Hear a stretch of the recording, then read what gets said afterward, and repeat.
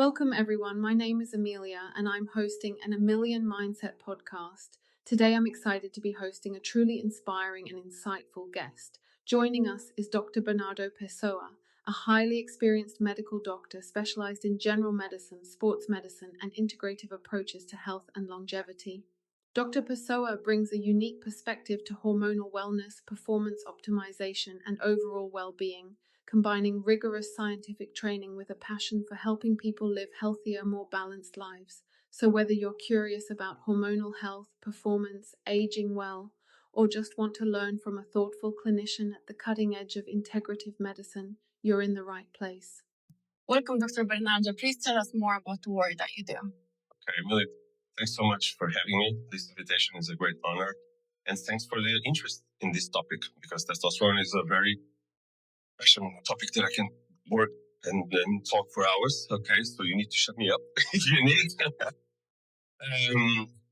The topic testosterone is quite interesting yet concerning, because nowadays we are facing a huge dilemma, because the levels of testosterone throughout all the population in all age groups, both men and women, are declining. Okay, and it's a fun fact, because we never had this amount of medical knowledge. We never had this amount of medical facilities, medical technology, and yet we never had these levels of testosterone this low. So there must be something that we are doing very nasty into our health, and we need to address it as soon as possible. So this is basically my job. This is what I'm doing in these patients that you're talking. Very good, very good. Please tell me what's happening with men hormones after 35. Okay, so the problem is not after 35. The levels of testosterone, that's the hormone that we're talking about, are declining very quickly in the early age. In fact, there's a study, it's called the Massachusetts Male Aging Study, which shows us that throughout all age groups, 20 years ago, 20 years, 30 years, 40 years, 50 years, all men are having much less testosterone than they have like 20 years ago. So this makes us think, what are we doing so wrong? And surely that age plays a role in it, but modern habits are doing us very, very harmful effects. And that's what's happening to the males, but also to women. Most of the time, men complain about sexual symptoms or the less will to have some sex drive. But that's just the tip of the spear of the problem. When you dig a bit further, you will see there are many other symptoms that goes along with the lack of testosterone. Okay. Is there a lifestyle that has an impact on testosterone? Well, usually men are used to blame other things than themselves. And of course, the age plays a major role in the decline. But when we compare to other hormonal disruptors, such as lack of exercise, poor nutrition, high maintained cortisol, those are the true factors that we need to address, because those are what we call the hormonal disruptors that are causing this decline, both in men and in women. As well. Okay. Yeah. How do most men react when you first mentioned testosterone therapy? Are they open to it? My answer is yes. Most men already are open to the testosterone therapy. The problem is, along with this curiosity, along with the testosterone, comes a cloud of insecurity, because they usually associate testosterone with injections and with bodybuilding and with forbidden substances. Okay, on one side, and we need to debunk that myth. Okay, we are doing a clinical procedure to optimize the levels. We are not looking for anabolic cycles or making Supermans. Okay. But on the other side, there are also some other patients that are just looking for a shortcut for their hormonal decline, and they're not willing to do what what it takes to have your physiological production optimized, namely the exercise, namely the nutrition, namely the sleep hygiene. Okay, and that's mandatory. So in every appointment, in every medical journey that we start, we need to establish a compromise on both sides. So on my side, I will provide with the best and most modern and most evidenced medicine for you, but you need to show me that you also have that compromise in doing everything at your reach to fully potentiate your hormonal response. Okay, but once you tell me, okay, I'm eating what I should eat, I'm training according to my goals, I'm sleeping the best way possible, and you're not achieving your full potential, then me as a doctor will put the cherry on top, and then we will talk about the testosterone replacement therapy. Okay. Very good. Very good. And can we speak a little bit more now about your book? When is it coming out? Okay. So the book tries to bring a message that is both uncomfortable but needed, because I feel that we are living an hormonal collapse, having the most varied and complex consequences, either on society, on the willing to do the works, to do the professions, on the relationships. We can debate this for hours. But this book is aimed not just for the general population to be aware of the symptoms that are related with testosterone, not just the sexual symptoms, but all the other symptoms that go along, but also is aiming the medical community to try to debunk the myth that that testosterone is associated with cardiovascular risk or is associated with prostatic cancer. You know, because there is this cloud of insecurity even within medical community due to these studies that were not so well conducted in 1940 that associated in a rushed way the use of testosterone with the prostatic cancer. Okay, that is something that we can clarify within the medical community because there were many studies much more well conducted and they were very recent. They're called the transverse study that was studying more than 5,000 persons, and it concluded that it's a safe molecule. And on opposite that we thought, actually it improves our cardiovascular health. Okay, so that's the image and that's the message that we try to bring with this book. Okay. And when is it coming out?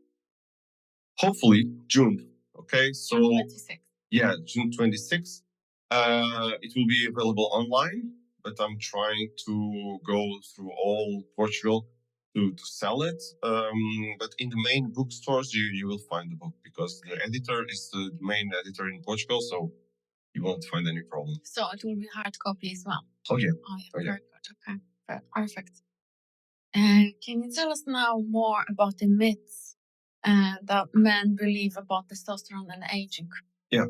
So the first myth that I can tell you about is the myth that the hormonal decline is inevitable. Surely that the age plays a role in it, but it's a minor role when you compare with the modern lifestyles.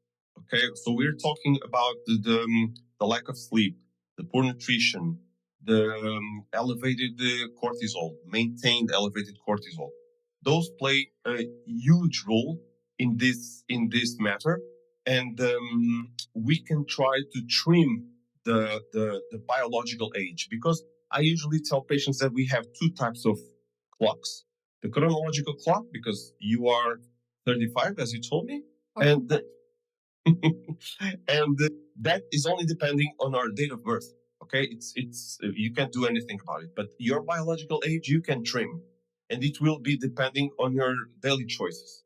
So you can trim your sexual age. You can trim your cardiovascular age. You can trim your hormonal age, and that will depend on our daily choices. Okay, so that's the first myth that we need to clarify. And the second myth would be that the testosterone is uniquely a male hormone, because the assertiveness and the clear mind and the confidence and the sexual drive that comes with testosterone, it's not a male trait.